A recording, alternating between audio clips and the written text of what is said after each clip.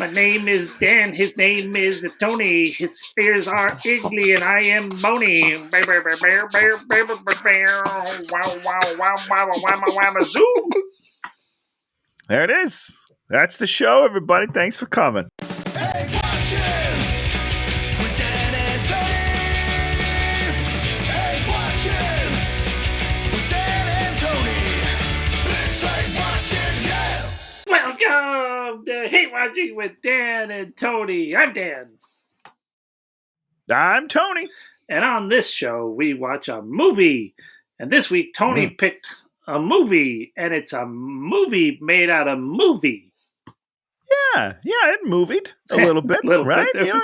There's occasional movie that occurred during this movie. There's a little bit of movieing in it. This was I don't remember exactly the order of things. I feel like I looked at it, saw the trailer, and was like, "Boy, that doesn't look like a good movie." And then the kiss of death was my mother. I was talking to my mom. She's like, "We watched that Freelance movie and it was terrible." And I was like, "Well, now I got to do the movie. If my mom's not enjoying it, you've done something horribly wrong." Yeah. She watches some of the worst movies I've ever seen. And she loves them. She has a great time, which is wonderful. I wish I was still, that young and naive. But yeah, this is John Cena's Freelance. And what a treat, Dan. 2023? I guess it was last year. Yeah, it came. Well, yeah, I mean, we're only week 3. Week 3. Hour and 48 minutes, and nice and quick. Yeah, I mean, this movie, John Cena's good. Is it a good John Cena movie? No. No, and I don't know if he's good. No, I mean, he can be very entertaining. He can be. He wasn't in this movie. No, not especially. And well, they decided that their whole pitch was like, let's take John Cena and start the movie with him depressed. Yes, that's what people want to see. We want to see a sad, down in the dumps John Cena being rude to his wife and hating his life. And that sounds like a good idea to anybody? No, John Cena is a fun, goofy guy that makes fun of himself and has a good time. We didn't do that. We tried to get there. Yeah, like the third act, like we're working on it, but we never succeed. And then we got Allison Bree as a reporter journalist who's sort of trying to get back into real journalism, but maybe she was a tabloid journalist and maybe she gets super thirsty in the middle, and maybe she's the love interest, but we find out, no, she's not the love interest. And then we sort of, we get to the end of the movie and we're like, oh, what happened to her? Wasn't she? She's gone. She doesn't. Yeah. And then we're like, oh, this is John Cena's movie. She was just sort of in there. Just a pawn. Sort of having an arc. And then we have a dictator guy who has the most actual arc in the movie. And then you're like, but it doesn't really all add up all that much, and it's kind of weird. No, but as we discussed just briefly, he's by far and away the best part of this movie. Yeah, if they'd have cast him in a different, So basically, I mean, I just want to see him do other things now. Like this was a nice, like, this guy's good. He's very funny. He's very energetic, and he's got a nice presence on screen. Let's give him something to do now.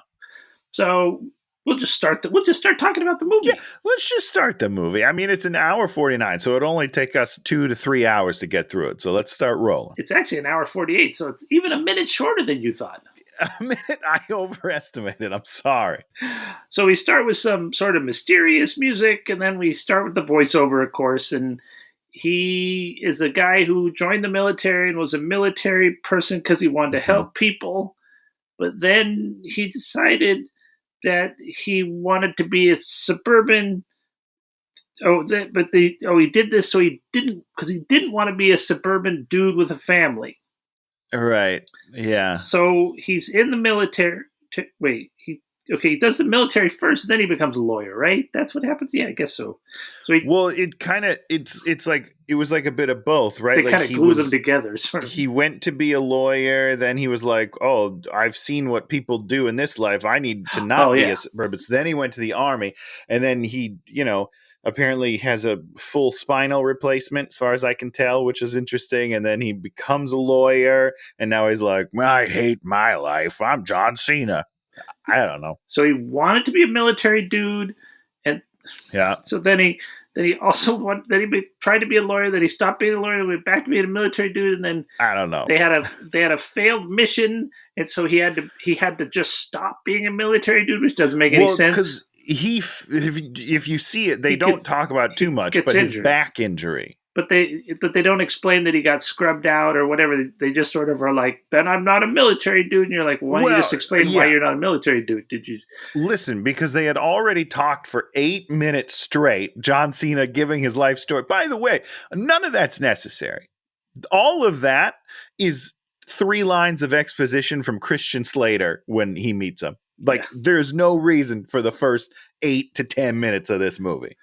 And so then he goes back and he becomes a lawyer. Now he's a lawyer, but he's not a good lawyer, sort of. We apparently not. Kind of if we listen to his wife, he's not a real lawyer. And he thinks he's a failure, but he's married to super hot, what's her name? Alice Eve.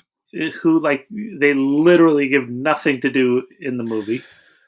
Other than be she doesn't have a real clear character. She's just whatever they need her to be in that scene. Sometimes she hates him. Sometimes she just really wants him to come home and be safe. And sometimes she's like, "I'm kicking you out of the house. I'm divorcing you." It doesn't make any sense whatsoever. Yes.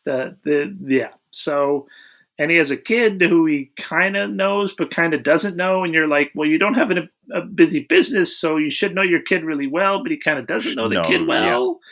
They should be like best friends, probably. And so he's driving the kid to school, and you kind of feel like he doesn't usually drive the kid to school, and you're not sure what's happening. And then she's like, "Some boys." Because again, the 8 minutes of the setup of the movie has nothing to do with what we're about to see. It's just the backstory of how he knows Christian Slater. That's pretty much it. Kind of. So he tells his daughter's being harassed by a little boy, and she's like, hit him in the throat. And the kid's like, "Will do." Yeah, there was a weird penis joke in there, which I didn't understand. Oh, because he didn't want to talk about penises, but she knew about penises? I don't know. And maybe it's because I don't have kids, so that one didn't land for me. But I was just like, this is a weird conversation. Oh. The one thing I want to talk about in this conversation, Dan, is that he says at one point something like, "Don't tell your mom." Oh, wait, no. He says, "Wave goodbye to your mom," because they're leaving. And he tells the kid, "If you don't wave goodbye, your mom's going to hate me even more than she already does." He puts that on the kid. As that's not something you say to your kid. He's poisoning the child against his mother. And she didn't even really act that way. Not yet. Later she does. Yeah, but does she do anything that's truly bitchy and no, venomous? She doesn't at all. She just says, "Hey, I don't want to do this anymore because you suck," which is true. He's horrible. Yeah. He's very unlikable. So we get one scene of him lawyering, and it's a guy who needs him to fix these phone bills, and then he says, "I'll do this, but you got to give me money to do it." And the guy's like, "Okay, I'll give you money to do it." I'll give you money. That every lawyer you're ever going to interact with is going to be like, "Okay, here's you give me money, and then I do the job." And it's just really weird that they act like him asking. He's like he's begging for money from the client. And you're like, it doesn't make any sense. He's not a pro bono lawyer, right? But also, the job that he's being asked to do doesn't really feel like a lawyer job. Getting rid of these calls from his old phone company that he didn't make the calls. Is that a lawyer? I mean, a lawyer could do. Yeah, a lawyer would do that because they interact. I've never had a lawyer interact with the phone company and try to get this stuff. I guess maybe a text. I don't know. I don't know. It was weird. It was just not what super weird. They wanted it to be something that was sort of funny, but wasn't funny, and was something that he wasn't funny at all. Important that it needed to be actionable immediately because he's going to bail out on it anyway. So it's your classic thing is you're concocting a situation so that it has no effect on the character's life. 100%. And also, whatever happens with that? Nope, we never go back. I'm the only person that probably wants this, but at the end of the movie, I was like, where's this phone guy going to come in? Because he has to come back in. It's the setup of the movie. Oh, no. He has to come either be like, you didn't do this for me, and then John Cena's like, yeah, well, I'm a badass, and I got my mojo back, so kapow, right in the face, or something. I don't know. The issue is you're talking about a movie that understands what it is. This movie has no understanding of what it is. This movie wants to make a weird point about about how corporations and our big governments affect small governments. It also wants to be a comedy. It also wants to be a serious action movie. And so, I mean, if you're making the comedy, this movie wants to be Romancing the Stone, which is, you watch Romancing the Stone. I wish it was. Yeah. I really do, because I love that movie. Very good movie. It knew exactly what it was. She's, in that movie, she's a writer. Then she has to go and live in the real world. He's like sort of a scoundrel, and then he has to sort of play the romantic lead and actually be a good guy. And then the bad guy is a bad guy. Those are the three parts of the puzzle, and it made a fine movie. This movie's like, he and Allison Bree, we don't really have a relationship, and we don't really care about each other. I thought she was going to hook up with Christian Slater at the end. I thought she was going to hook up with the dictator. Or the dictator. Either way. Either one would have made some sense. Maybe that was me wishing that I was hooking up with the dictator. I don't know. Juan Pablo. Man, this guy was great. Very sexy. Hold on a second. So, like, you were more hot for the dictator than you were for John Cena. That's how much this movie failed at what it's doing. With I love John Cena. I know. I'm a huge John Cena fan. This movie did not do John any favors. He's not charming. He's not funny. He's just like, he's a mess in this movie. And it's not his fault, I don't think. Yeah, and I mean, that's the thing about this movie. It's not exactly terrible. It's just like very messy. And so I could see how your mom would think it was really not a good movie because it doesn't, none of the points connect. It's just a bunch of points, and the points are all okay. Exactly. They're not like, they're not poisoning you to death, but at the same time, they're not connecting. And so you never get into the movie. You're always distracted away. No, 100%. Yeah. No, you never feel invested whatsoever. And I will say, with the cast that they have, that's what makes it bad, because they have a great cast. They have three very charming, very likable people. And who's the fourth? Christian Slater. Christian Slater's great. I do love Christian Slater. He's great in this. I loved him in this. I was like, we needed 10 times as much of him. You need a lot more Christian Slater. I feel that way just in general in my life and in Hollywood. Remember the movie Broken Arrow? God, that's a 10 out of 10 movie. You don't remember that? Him and John Travolta? Oh, God. You don't remember this movie? I used to love this movie. That movie is terrible. It's a 90s banger, baby. Anyhow. No, he's great. He's great. So Christian Slater calls him and is all like, I run a mercenary company. Come on down. We need you for a job. He goes down there. Christian Slater's, we're making lots of money. We work for corporations. He's like, I'm too old. And he's like, you look good. And he's like, but I'm going to send you down and you're going to deal with the guy that killed all of our friends. And then he's like, which is weird. Then he's like, I'm not interested. And then he's like, 20 grand. And then he's like, I guess I'm interested. I guess I got to pay for my child to go to school. So I'll do it, or something stupid. Yeah. And it's really kind of weird. And you're kind of like, at a certain point, you're like, oh, Christian Slater's going to be the bad guy, right? Because they're just sending this one guy down there to dictator land with him. Da-da-da-da-da-da. And then it turns out none of the people are really bad guys. Oh, the mercenary guy was a bad guy. Well, sure. A guy that you meet 45 minutes into the movie ends up being the bad guy, but the dictator they set up in the beginning, not the bad guy. Christian Slater, who you kind of think is going to be the bad guy, not the bad guy. And there's just a random guy you meet sometime later in the movie. It turns out to be the bad guy. It's like, why? What kind of interesting story is this? Yeah, it's weird. So, you know what? I want to say one thing because I totally forgot. The setup of this movie during the voiceover is all first person. Yeah, it's really weird.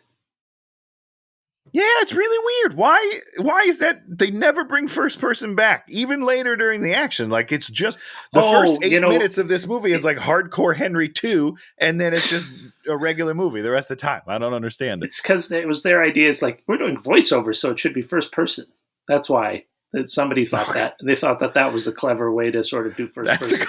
If we're gonna cram all this first person down your throat, we're gonna also make it first person, which no one wants to see. You're just gonna be inside his head for the first 8 minutes of the movie. Yeah, well, it didn't work. Whoever thought of that, it didn't work. There's an old 40s Robert Montgomery mystery. It has a really weird name. It's like Ride the Naked Horse or something. And the whole movie's shot in first person, and then he's narrating over it, and it's like at one point he pans across a mirror and you see his face, and it's so weird. Weird? Yes, yeah, I believe that. It's first person is very unenjoyable. Might be fun as a video game, but in a movie, unenjoyable. Well, right, because the video game, I'm in control of it. So sure. You make that leap where like, yeah, I'm moving the eyes, I'm moving the hands, but I'm just watching a movie. I'm on a weird ride and I can't get off. It's very strange. Okay, so he goes to pick up the daughter, and then he's in trouble because the girl hurt the kids. And then he's like, okay, I'm leaving. Weren't they Didn't she say they were bullying her? He was trying to kiss her. So he was harassing her. Oh, yeah. Okay. So sexual harassment. Yeah. We're not going to stop that in middle grade. Okay. It's once again one of those, how do we fix that he's going to feel okay about leaving his daughter? Well, we're going to make him be an asshole dad, sort of. But not too much of an asshole dad. He was an asshole dad for the right reasons. Right. And honestly, they also make it almost a moot point because then later she does the throat punch and she's like, oh, my dad taught me that, which we'll talk about more later. But they make a callback to it, but in a really weird way that doesn't make any sense. I totally didn't understand. I was like, why is she saying that? Because it's a callback to him teaching his daughter that. I get you. But that's not the callback that you should be making. That doesn't make any sense to be like, oh, you're just like my dad. Who cares? And that doesn't make any sense. And that's not what she tries to have sex with him at one point. It's like, that's not the callback you want when she was trying to hit on him. It's all very confusing. Super weird. We got some blurred lines in this movie. So he goes to pick her up. She's dismissive. The guy's name is Venegas. The name of the country is Paladonia. And they get on the plane. Yeah. He's watching videos of her, and she comes over, and then she puts him on blast. And, So right out the gate, and it never gets better, they just, for some reason, don't have any chemistry. No. I don't know why. I wonder, do they not like each other? No, they don't have chemistry because they both know they're not going to have chemistry in the movie. I mean, I get, but right? I mean, if he was into her, if he was like checking out her legs, if he was into her, then he'd have to be into her, but he's never into her. He's never into her. He is never. But you can have chemistry and just be friends, like flirty banter, flanter, as they say in the UK. But that's not the way it's set up. They don't do that either. They don't set them up as buddies. I know that. They act like maybe something's going to happen, but both characters know nothing is going to happen, and they're both good actors, so they both put that. That's all kind of out there, except the one sort of sex scene. Except for the one scene that's very strange and I don't know. We'll talk about that. It was very strange to me. It came out of nowhere.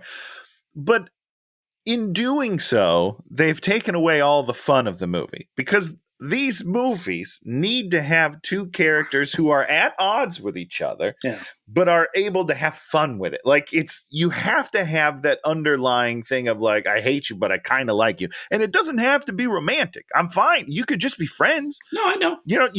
It's the same way you feel about me. Sometimes you're like, man, you're really annoying, but also I love you, Tony, is what you would say if you said things out loud. And it's the same thing here. They just don't. They're just, they always have a big separation between them, and it just takes all the fun out of the movie. Well, at all the kind of key points, he tells her what's happening, and then she follows along, and then the dictator follows along. There's never like... There's no teamwork. There is no teamwork. There really is no teamwork. Because there's even that moment, which we're not to yet, so I apologize for jumping, but he's getting choked in the jungle, and she's hiding with something in her hand. She's like, do you need help? And he says, no. She's like, do you want me to hit her? No. And like, he won't even let her help. So like, it's very purposeful that there's no collaboration. It's very weird. Yeah. It's very weird. This is not how you make a movie like this. No. So here comes the dictator. He gets out of the car. He's wearing the white suit. He's always perfect. He's actually always perfect through the whole movie, even though they trump through the jungle half the movie. And for some reason, I find that funny. Like it's never bothersome. You're always like, that's who he is. He's always going to present that way, and you're fine with that. Yeah. And part of that is because he is so good at exuding this weird charm and confidence. I love him, Dan. He was great. He was great. Yes. So sexy music, and then he takes a selfie with her, and then they talk about her old roommate, and we imply that let me finish what I'm saying. Jesus, Tony, you're all like, bleh, bleh, bleh. He implies that he wants to have sex with her old roommate, and she's just here to facilitate that. And we talk about her one more time, and then we never hear about her again. That is absolutely correct. So weird. It was as if like they got to a point in the script and they were like, we need a reason that she's here, but one that won't affect the movie at all. Let's just throw in this weird like love triangle thing and just never talk about it again. It's really strange. It does not work. It doesn't make any sense because you never deal with it. You never bring it back. You never that's it. You mention it one time and then you don't have to deal, even though that would be a thing you would have to deal with because he still wants something from her. Yeah. He still wants that connection. And I don't know. Well, and I don't know. Once again, we're going to have a satellite phone at a certain point. It's like, well, we should do something with this other girl. We should also do something with the phone guy, right? The phone guy should be calling on the satellite phone. 100%. I don't know about you, but I thought that that's who he was calling. Because the dictator goes, can I borrow your phone? And then goes off into the woods. And I was like, oh, he's going to call this girl. Like in the middle of them being all in trouble. He's still trying to, and it's not. It wasn't that at all. It never comes back. I was like, that's a strange choice. Because you have some great moments where you could make jokes out of it. Now, what I wanted to say, Dan, is this is my least favorite moment in the film. Okay? What is? So they're talking. They meet. They're at the airport or whatever. They meet and they're talking and they're looking at each other. All right. And her eyes are open. She's looking right at him and it's all fine. Then he decides that he wants to take a selfie with her. He meets her. She is still looking in the same direction the entire scene. He brings up the phone. As soon as he brings up the phone, she goes, oh, it's bright outside, and closes her eyes and makes a weird picture. Which doesn't make any sense because she's been looking in the same direction the entire time. And then as soon as the picture is done, she opens her eyes again. And she never squints again. She never plays it like it's bright except for the moment of the picture. And she has never turned. She's looking the same exact spot the whole time. That someone needs to catch that. Someone needs to be like, hey, Allison, at least pretend it's bright outside.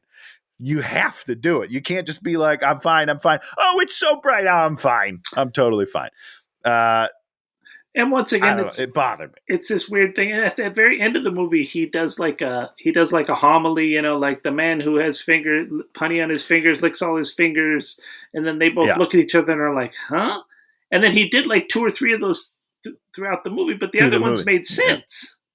Yep, it was as if they went like they started normal, and then it was like, okay, yep, fine, and then just totally out of nowhere, he no longer has anything to say that it's not coherent. I don't know. And at the beginning of when you start studying improv and writing comedy, they talk about what is it? The bit, not the bit. What do they call it in the game? They call it the game. The game. Oh, you're talking about UCB over there. They play the game. UCB calls it the game, and it just means it's the bit. And a bit is a thing you hit multiple times throughout the thing, where this one guy always tells irrelevant stories, or always gets the words wrong, or does always is looking the wrong direction when something's happening.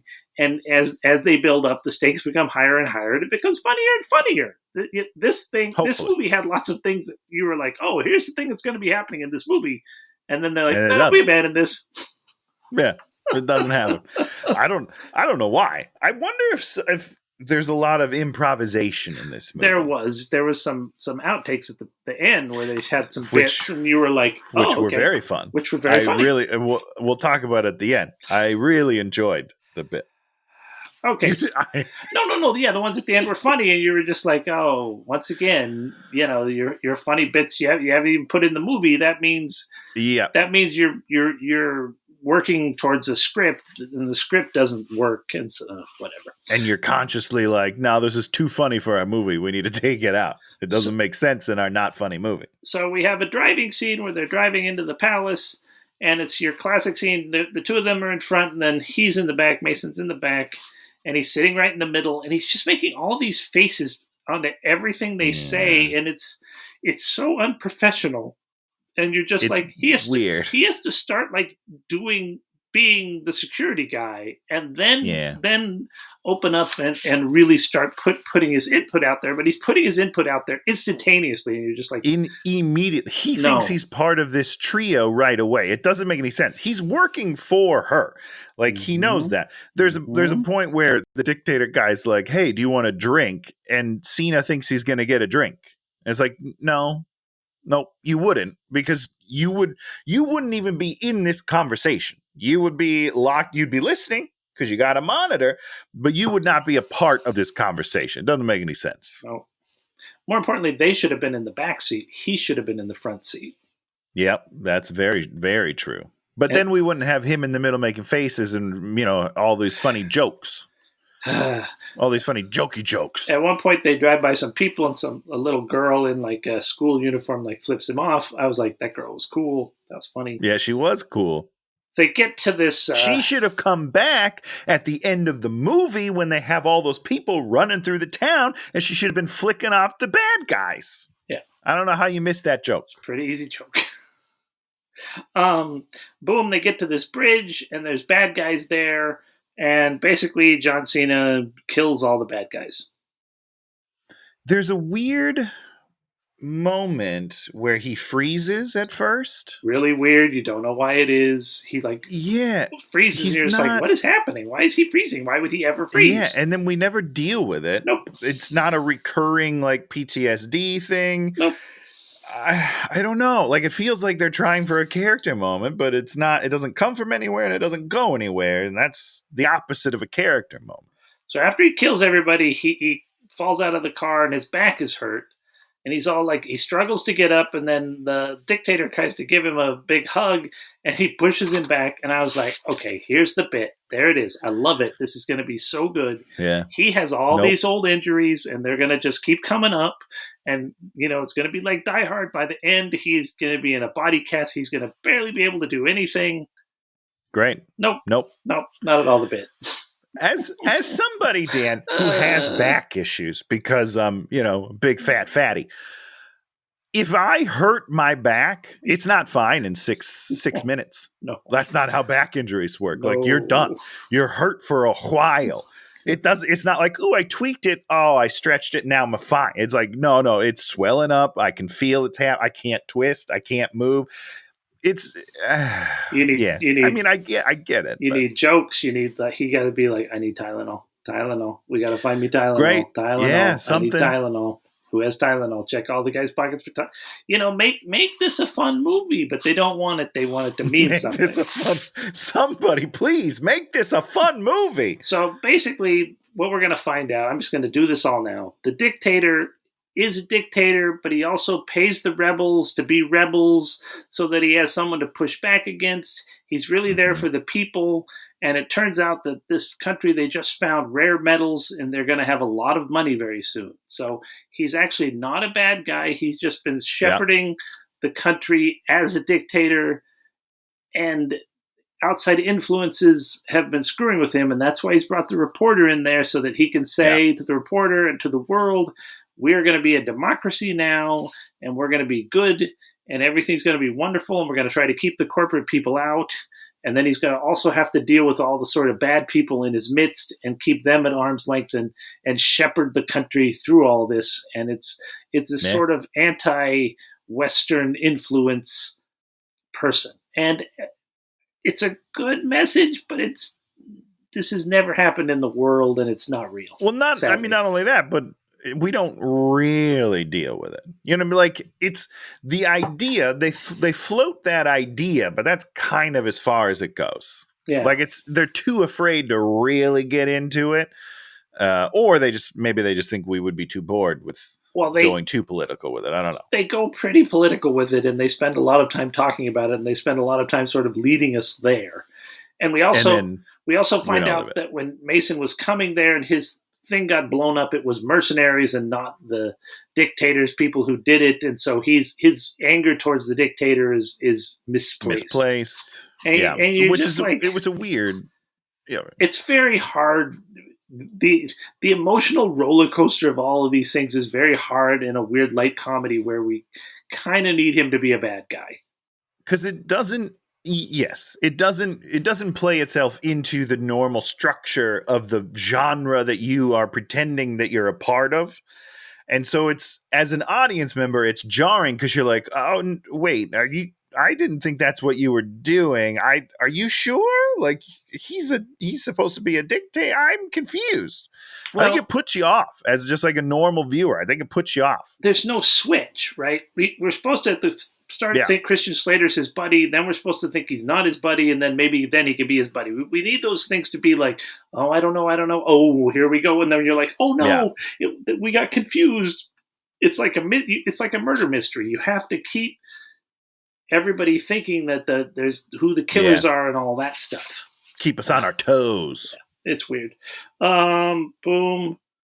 I'm not going to even talk about how they introduced the South African guy. It's so horrible.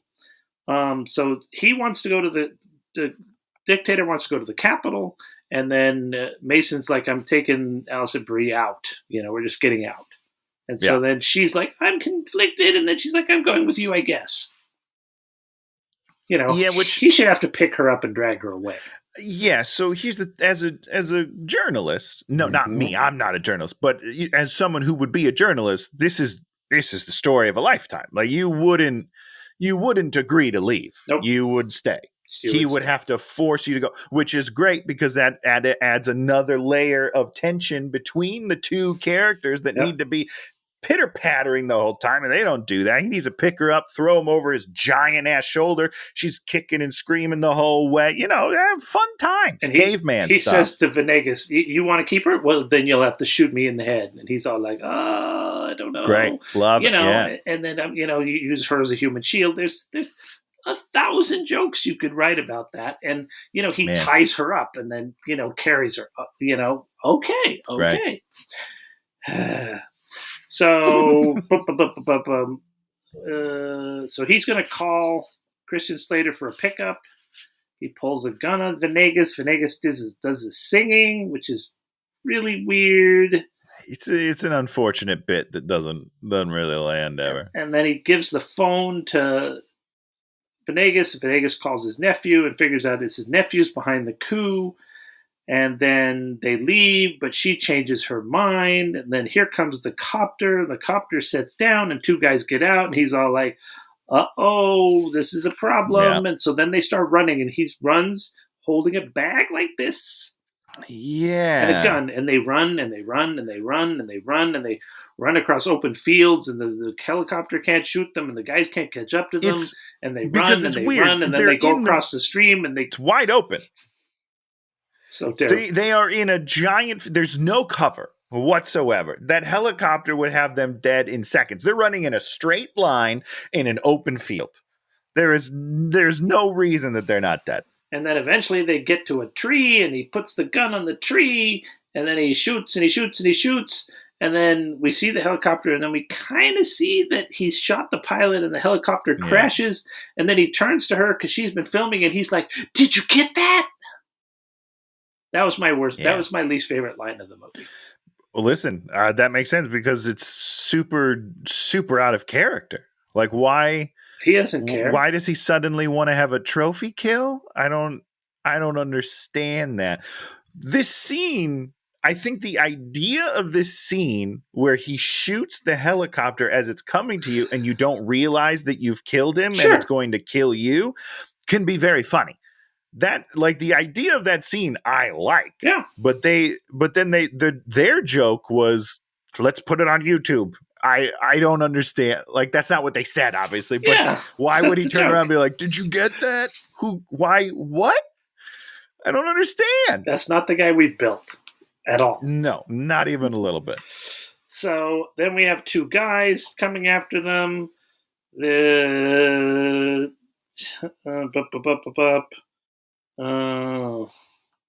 So he fights the one guy and then beats him, and then the other guy gets them dead to rights, and then the dictator shoots the guy with his big golden gun.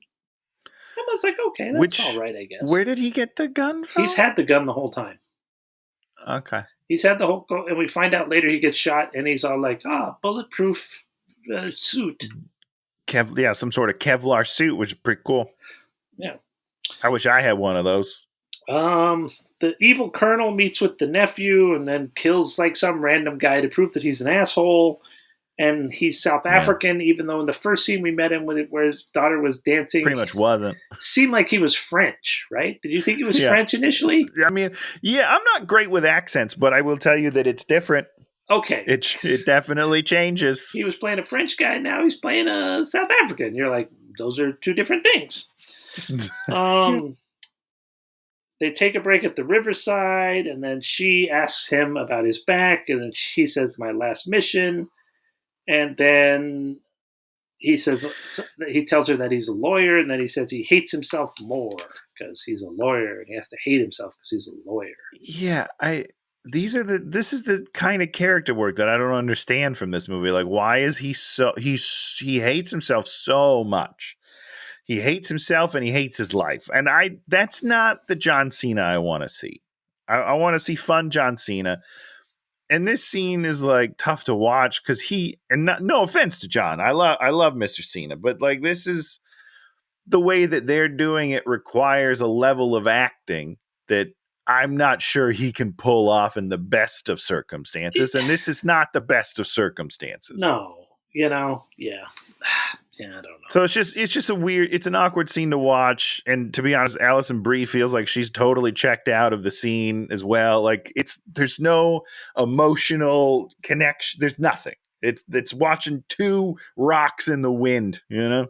So they go to his home where it's this little village where everybody loves him. And then they all take showers at the same time. Then they all come out naked at the same time. And everybody's naked and going like this, except the dictator. And he's all like, "Express your giant manhood. Look at your giant manhood. Giant manhood." Yeah, I don't get it, but I didn't dislike the scene. Well, it's because they were going to do another scene where they made jokes about looking at his dick. Right. And they didn't put those in. Which is super funny. That scene was very funny to me. Yeah, you didn't like it. It's not that I didn't like it. It's just that it at a certain point it becomes like this weird sort of homophobic thing where it's all like, you can't look at a guy's dick because that you're gay. Sure. Oh no, that's why agree. That's why those jokes got cut. And it's like, the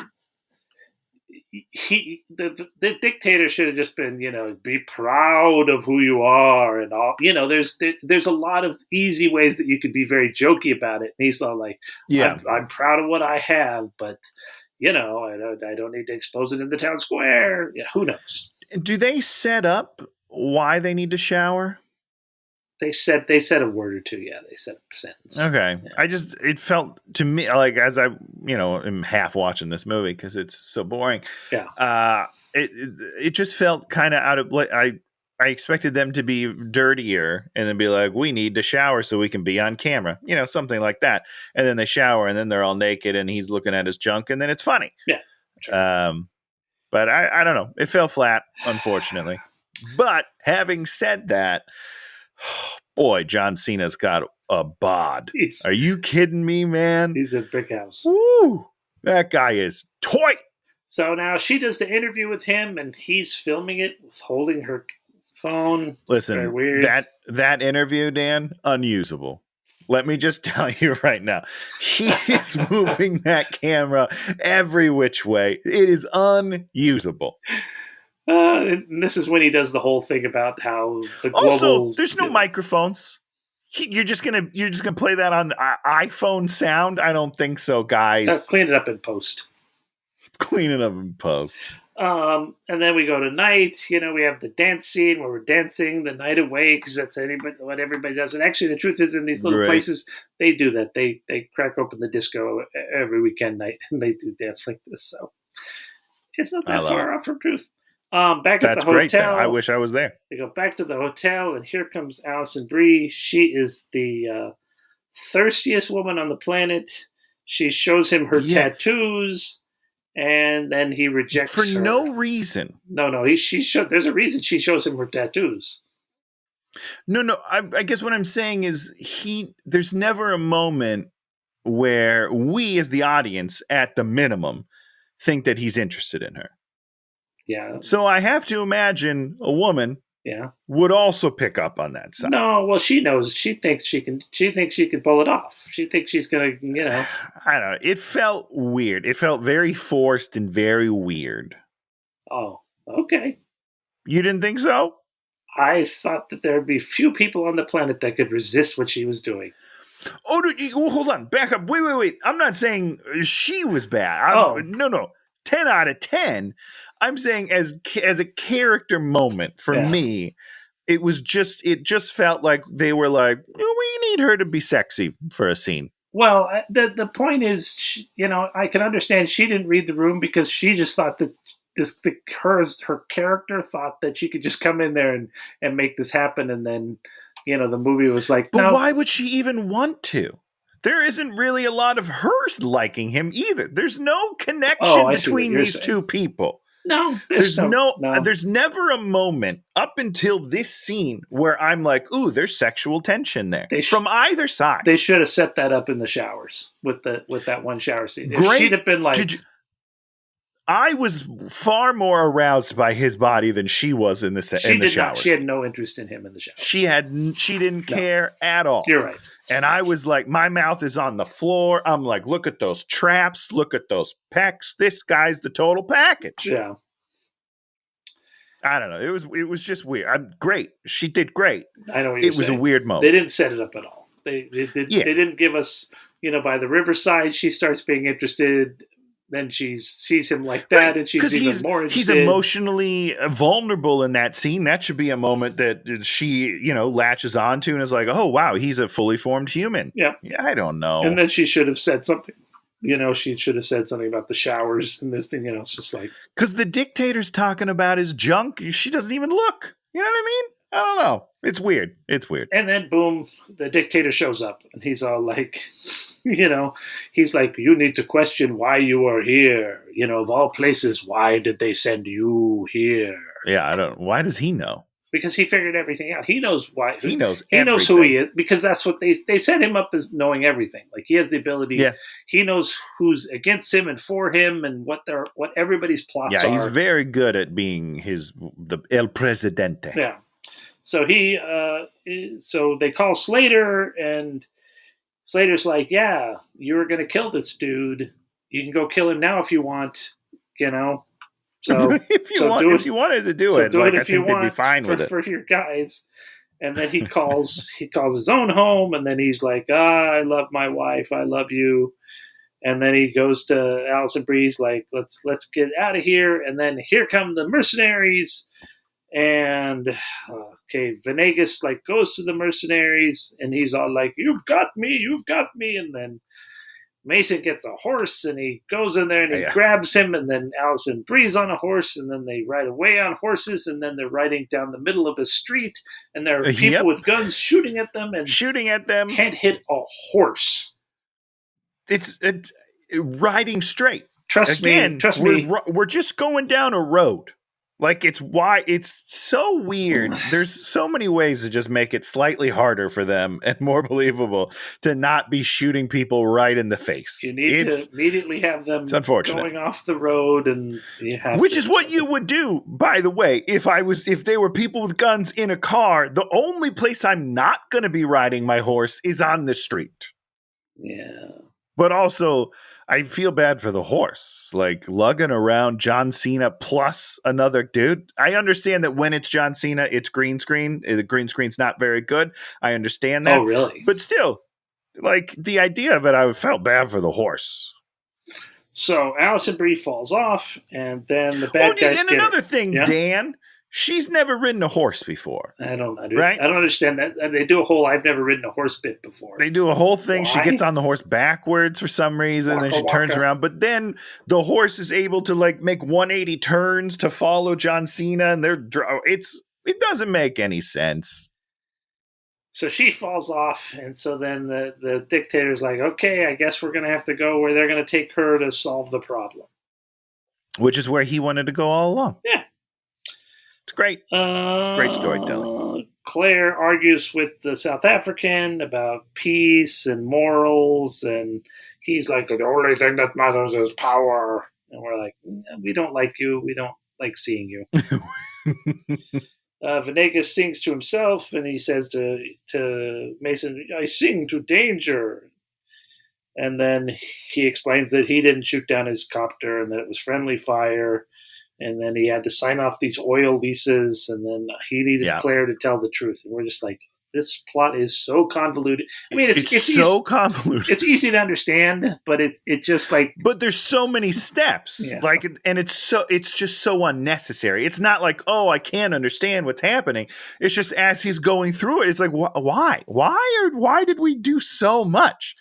This is a movie that you could get by with doing fairly little, and we would enjoy it because it's supposed to be about the comedy and the action. Yes, and it's more about the Western influence on these small countries and what it's done. And it's got like these deep meanings that I'm just like, okay, I mean, we're not dealing with it enough to really matter, but good for you guys. Yes, I will say this has my favorite line in the whole movie. Yeah, Dan. Are you ready for this? I'm ready for this.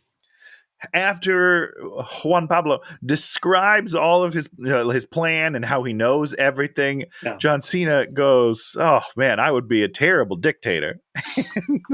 And Juan Pablo goes, "No, you'd be great. It's just practice." I don't know why that was so funny to me, but the way he delivers it is so good. I love him. And if we'd set up that movie more as this thing went along, it would have been a fun line. But it 100%. But it's just it gets lost in all of this exposition about what his crazy plan is. He's been talking for about 6 minutes straight about all of the geopolitical things happening. Yeah. So it's tough. So they meet the real rebels, and we find out that he's actually paying them, and he went to school with the rebels, and they're not really rebels. You're like, okay, that's not a real thing that's ever happened in the real world, but okay, right, I guess, to make this whole weird plot hold together. So boom, we have the big meetup in the square. There's Claire. They show up there. Venegas shows up, and then boom, all these people run out with flags, and the mercenaries don't just kill the first 5 of them to make it end. It's confusing. Like, they have guns on people. Yeah. And they don't seem to care. It's weird. It's weird. I don't know.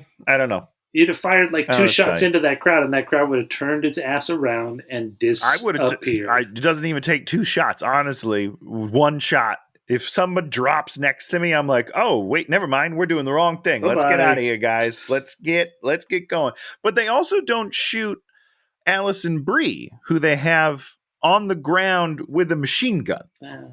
Yeah. Like, if people started running, wouldn't you just pop, drop her? I don't know. And then she's able to steal it. Like, the guy who's holding the gun to her head gets so distracted by people running at him that she's able to grab the gun, steal it, and beat him with it. She weighs 9 pounds. She does. It's very confusing. I love her, but she's not overwhelming a large man with a gun. Yeah, I don't know. So they go to the palace via secret tunnel. They surprise the nephew, and then he's all like, we're going to live cast all of this. And he says to the nephew, everything's got to be cool. And the nephew's like, okay, we're going to be cool. I'm not going to coup d'etat you. And then the general. Anymore. Because he was. Yeah, he was. Like, because he was kind of the bad guy. And then he, was like, oh, never mind. You're pretty cool. So then the evil general comes in and shoots him. He gets shot. He goes down, but he has a bulletproof suit. But the nephew gets shot. And then he's holding the nephew, and the nephew dies. More guys rush in. They're their guys. Then the mercenaries rush in, and then he gives an impassioned speech and turns the guys from his country against the mercenaries. Then we start another firefight. Yep. Very confusing, during but that firefight, great stuff. We have terrible rock music. Yeah, which is kind of the first time that they've done that. So it's like if they did that every bad action sequence, I'd be super annoyed. But like, it's the big finale. So but it isn't the big finale. It's just the rock music. This one face-off. I guess that's true because the big finales come in once they all. Yeah, you're right. So you're right. They sneak out the back again, and then they go to his man cave, and then we have time for a drink, and then the power is cut. Yeah. And then John Cena goes and fights the South African on the stairs and sort of hurts his back, but then sort of doesn't.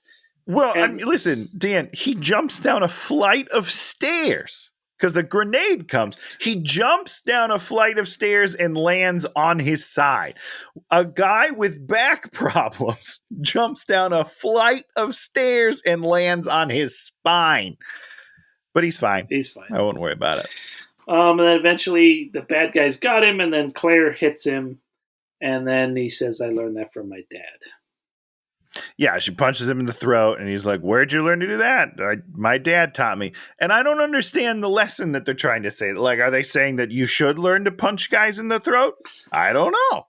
Then we get back to the dictator, and the dictators, they're in trouble. They're, losing men, and there's still too many bad guys. And then they throw a gun to John Cena, and he goes, starts shooting them. And then Christian Slater and all of his guys, what? Hold on, though, because Allison Bree's filming all this, and the dictator's like telling her what to film. John Cena jumps out and does the machine gun, and this is the only scene in the movie where Allison Bree is attracted to John Cena. Not before she seduces him. Sure. She is full on, like, mouth agape, staring at him, and I was like, yeah. This is how she should have felt that earlier before she seduced me. It doesn't make any sense. Yeah, you're right, aren't you? Of course I'm right. Tony's right. One. That's let's mark this. Yeah, can we mark that down somewhere? Someone taking notes. So then Christian Slater and all his guys show up, and he's good, and they mop up the rest of the situation. Yeah, which is great. Entertainment Tonight does a recap. We do a whole team effort speech. Democracy, yay. He gets home. He's brought his daughter a Palladonia snow globe, which is what she wanted. And then his wife is like, now we're in love again. It doesn't make any sense. Oh, because she saw him on TV and saw that he did. No, he did a good I thing. Understand why she would be attracted to him. Yeah, I get that because he's like he's a hero again, which is great. Yeah. Let's break down what his problem was. He was a deadbeat dad because he is no longer the action hero that he thinks he is. Sure. So he's trapped in a suburban life with his wife that he hates and his kid that he doesn't like and the job that sucks. Yep. Right? So then he goes back into the action and is like, oh shit, I'm alive again for the first time ever. And then goes back to that life and is like, I'm all good now. I've cured my problems by doing it one more time. And now I'm okay giving it up forever. And I'm excited about it. That doesn't make any sense. That's not how things work. Give him 2 weeks and he'll be back to hating his life. Probably. Then they're like, so dumb. Then Venegas sent, like, the epilogue is Venegas sends him like a thing, and he's like, go check your bank account. He checks his bank account at the ATM, doesn't do it on his phone, and he's got $5.5 million in there. Then we get the voiceover, and he's like, now I know that I have a purpose. And you're like, yeah, wait, and what? the purpose is to get $5 million? I don't Is that his purpose? It's so weird. I didn't What's make the any moral of the sense. story here, Dan? Is it that money does buy happiness, and if you don't have $5 million, that your life sucks? Because that's what I got out of it. Well, it should have been. Yeah, he should have had some like real thing that he wanted to do, like open a flower shop or something. Great, and he just couldn't make ends meet to do it or something. I don't know. The whole lawyer thing was so weird. Just didn't make any sense. None of it makes any sense. And they should have. But now he's got $5 million and he's happy. There should have been some lawyer jokes in there too, where he made jokes, and she's just like, great, sure. But he never makes a lawyer joke in the whole movie. It's like so weird. Yeah, it doesn't make no sense. So yeah, this movie makes sense, but it just doesn't make good narrative sense. Where you're like, oh, this is. Yeah. It doesn't make satisfying narrative sense. I don't want to besmirch anyone that was on the film, but it felt like nobody really took it that seriously. Nobody seemed to put in 110% effort into making the movie a good movie. This felt like whoever was producing it had lots of money, and the people that were in it were very happy to be making that money. It's kind of like I saw a thing with like Michael Mann, and he was talking about stuff, and you're like, this guy's very passionate about movies, and then he did that terrible Chris Hemsworth movie we watched, and it's the same sort of thing where it's like they think they're making a movie about something, and it's like, no, you're not really making a movie about something. You're just making a movie that somebody wants you to make a movie about something, and it's just not coming together. Doesn't quite work. But then during the credits, there's a wonderful scene where I don't even know where, is this when they're talking to the leader of the rebels? Is that where it might take place? What are we talking about? The dick looking scene when he's like, you can't look at it. What does he say? Oh man. Oh, they're doing it. They're doing it like before Mississippi. They're doing it before the dance party in the. Okay. Yeah. Basically, there's a funny scene where they're talking about the dictator looking at John Cena's package, and it's funnier than any other scene in the movie. And then Allison Bree gets an outtake where she's like dancing and having fun on the plane, and it's like that is more charisma and energy than she is allowed to show in almost the entire movie. She's so great. I mean, she is. She's wonderful, and they take all of the charm out of these two very charming people and just throw it on stage. I rewatched all of Glow, and it's just like great. She just is so good in every bit of that show. And she's a pain in the ass, but you love her at the same time. And she's sometimes sexy, and she's sometimes mousy and weird. And you're just like, she's just all over the place. She's great. She's great, even in like Scream, where she's just got like a really small, I don't know if you remember Scream, I think it's Scream 4. She plays Sydney's publicist, and she's like this crazy bitch publicist. But she's awesome. Like, if played by someone less capable, you hate that character. Sure. But when she's it, you're like, I kind of love you. You're funny. Yeah, you're a little deranged and you're crazy, but you're funny. And then she dies, and you're like, oh, no. She's a little deranged. Yeah. Nothing wrong with that. Anything else to say about this weird movie, Tony? No, you don't need to watch it. This is a skippable movie. It's not fun enough to really, watch and hate. It's just kind of like, it's just there. Or just watch the sexy scene with her in it, and that'll. Yeah, there you go. And pretend that there was something that built up to it, and that'll make it even better for you. Just turn it off before he rejects her. Just be like, oh, yep, that's someone being super sexy. They're definitely going to do it. Yep, I'm going to imagine how the life of those two characters went, and that's the movie I want to see. I want to see these two good characters together. Okay, now we talk about something we liked this week. I don't even know what this movie is that I was watching. I've got to start watching it. I got to find it again. It's Jake Johnson's movie. Oh, yeah, his new one where Andy Samberg gets hunted. Anna Kendrick. This is a weird movie. Is it good? Because I'm curious. He's great. I love Anna Kendrick, and she's just being, and it's kind of like this movie.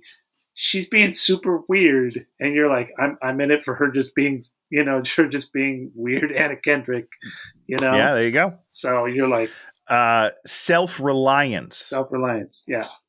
So it's an Andy Samberg movie that I actually have liked so far. So there you go.